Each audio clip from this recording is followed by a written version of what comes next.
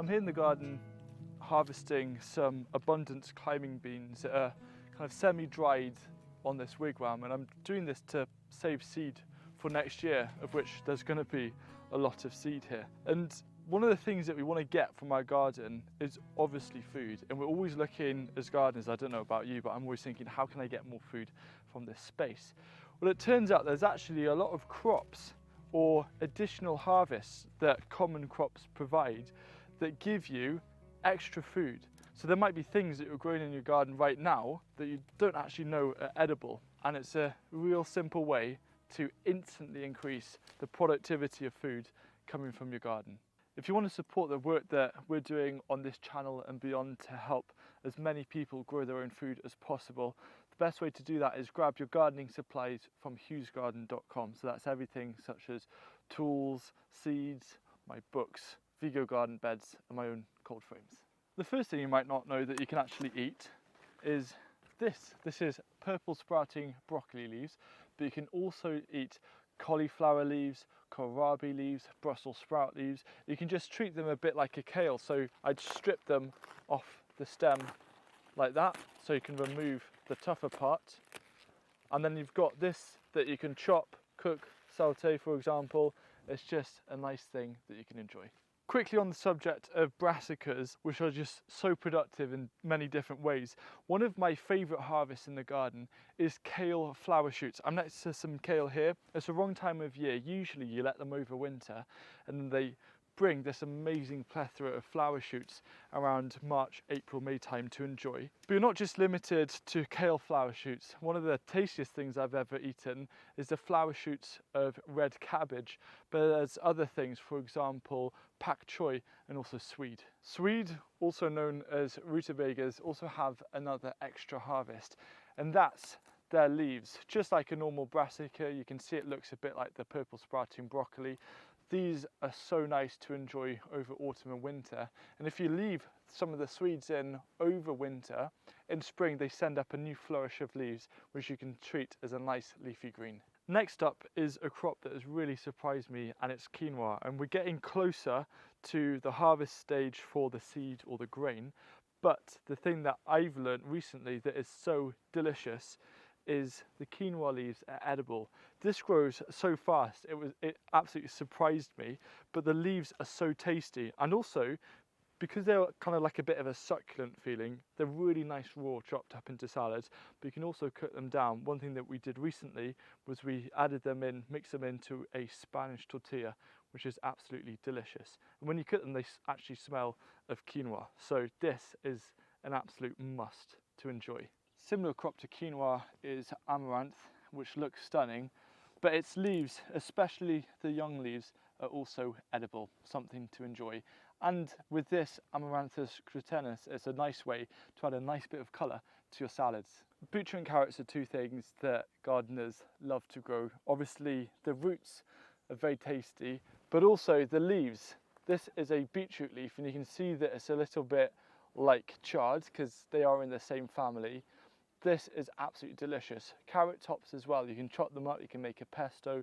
Again, it's another alternative crop. If things are a little bit empty in the larder and you need something, this can be really useful.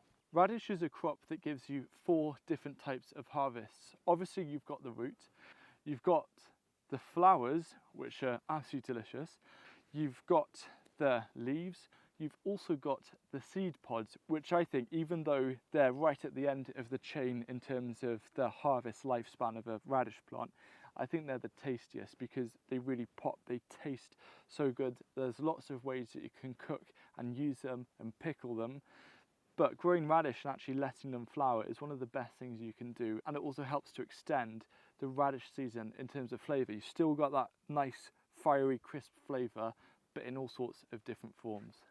A quick tip if you're growing runner beans and you're struggling to keep up with all of the harvests that are happening right now in the garden is to let your runner beans dry, because you can use dried runner beans in a lot of cooking, for example soups and stews. All you need to do is give them a really good soak, usually overnight, and then you can use them just like a kidney bean, for example.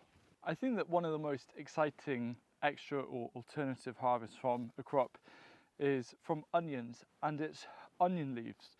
One of the things that's really nice to do whilst your onions is growing, especially if you're growing a lot, is you can just take off a couple of leaves and you can just treat these like a spring green, so you can chop them up finely to garnish things or use them in cooking. The other thing you can do as well, which I've seen Liz Zorab share about, is you can actually cut them up and freeze them. So when you're harvesting your onions, you can cut up your onion leaves, freeze them, and that's a really useful staple onion type flavour over winter. I have a courgette plant in front of me, and usually when you think of courgettes or zucchinis, we think of the fruit. There's two other ways that you can eat this plant. The more common one is actually, this is a male flower, which isn't going to turn into a female fruit, which is something you can add raw into salads. A nice one that people like to do is to stuff them and then pan fry them, because the petals crisp up really nicely.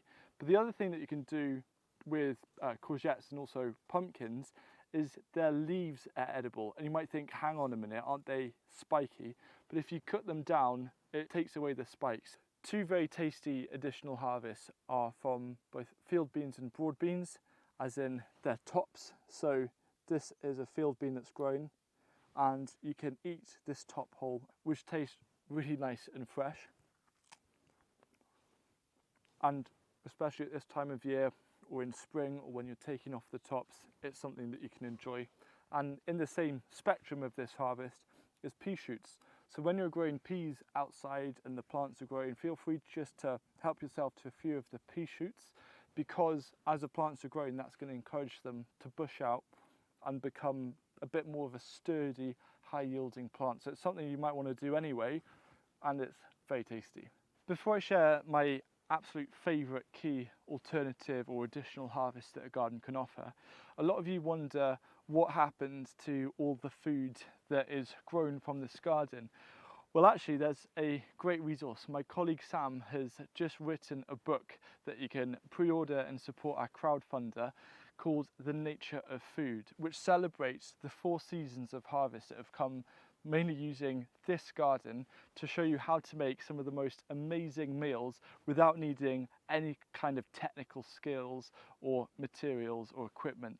Give it a look. If you want it before Christmas, there's a link down below, and I think it's such a great resource that every gardener needs on their bookshelf if they want to truly celebrate the harvest from their space.